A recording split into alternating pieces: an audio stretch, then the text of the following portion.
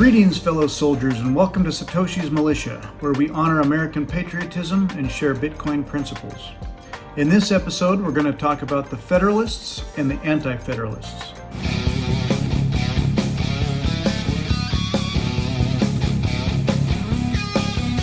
In America, the balance between states' rights versus federal powers has been a long-standing debate. When forming our country, the Founding Fathers fell into two main camps: the Federalists and the Anti-Federalists. This debate is central to understanding the early years of the United States and the formation of our government. After the American Revolutionary War and the adoption of the Articles of Confederation, our young nation faced significant challenges. The Articles of Confederation created a much weaker central government. Concerns of the Federalists were that America could face issues such as economic instability, difficulty in conducting foreign policy, and resolving disputes between the states. The Federalists called for a stronger, more centralized national government. The Federalists were led by figures such as Alexander Hamilton, James Madison, and John Jay. They advocated for more national unity and for the ratification of the United States Constitution, which created a strong central government and that addressed what they saw as weaknesses in the Articles of Confederation.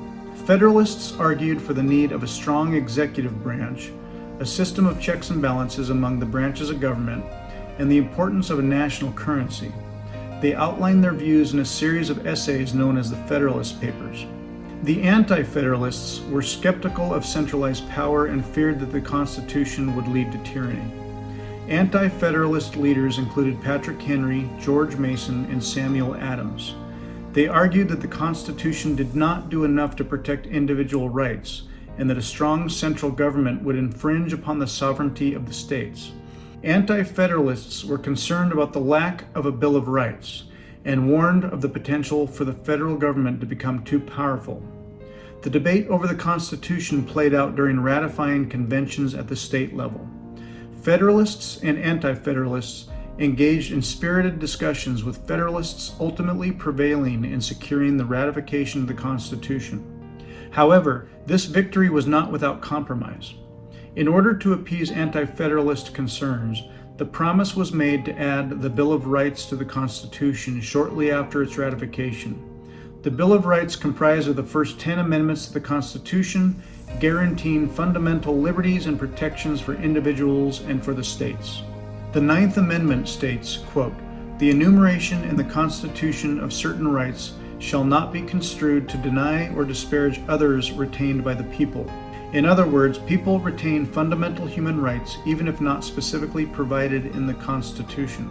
The 10th Amendment says, quote, "Powers not delegated to the United States by the Constitution, nor prohibited by it to the states, are reserved to the states respectively, or to the people."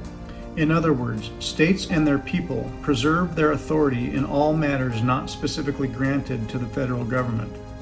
The early debates between the Federalists and the Anti-Federalists shaped our nation and laid the groundwork for our current American system of government.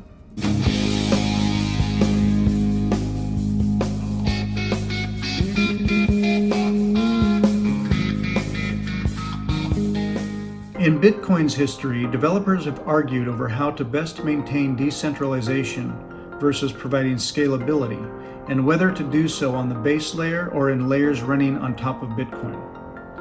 In the summer of 2010, Satoshi Nakamoto added an explicit 1 megabyte size limit for each block.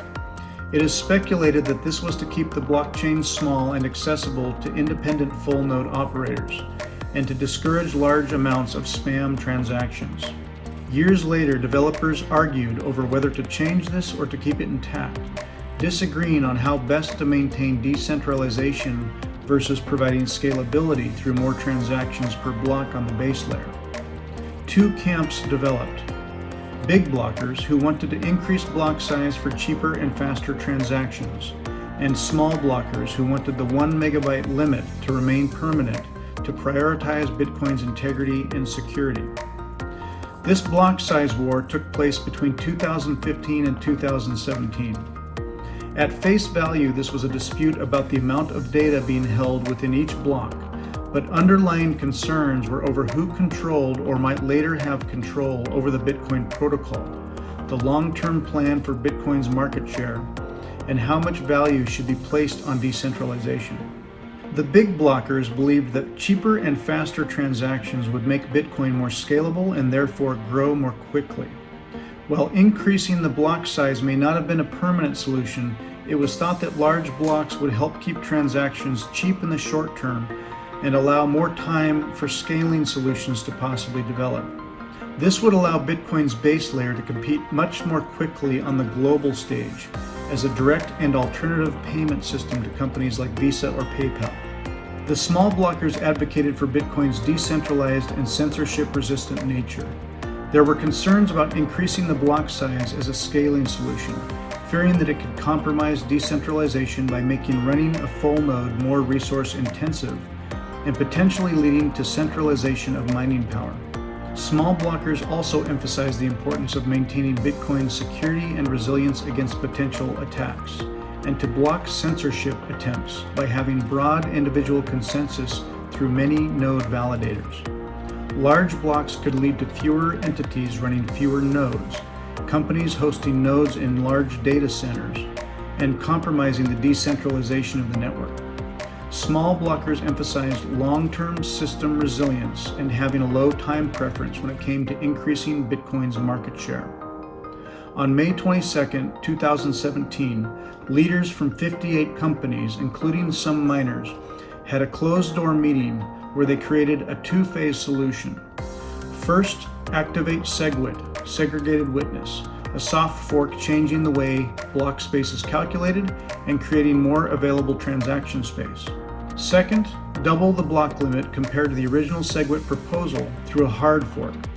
This was called SegWit 2X, or the New York Agreement. They believed they could resolve the block size war by combining both a soft fork in SegWit and a hard fork by raising the block size and giving each side a part of the solution that they had been working towards. However, any hard fork of Bitcoin is still considered a hard fork. Many in the Bitcoin community saw the New York Agreement as an attempted corporate takeover of the Bitcoin network, raising strong objections to the hard fork.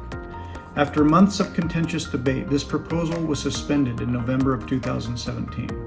Ultimately, the small blockers kept Bitcoin intact and retained Bitcoin's core principles of decentralization and security. Transaction speed is being developed into layers on top of Bitcoin, such as the Lightning Network. The hardcore big blockers forked off and left Bitcoin completely.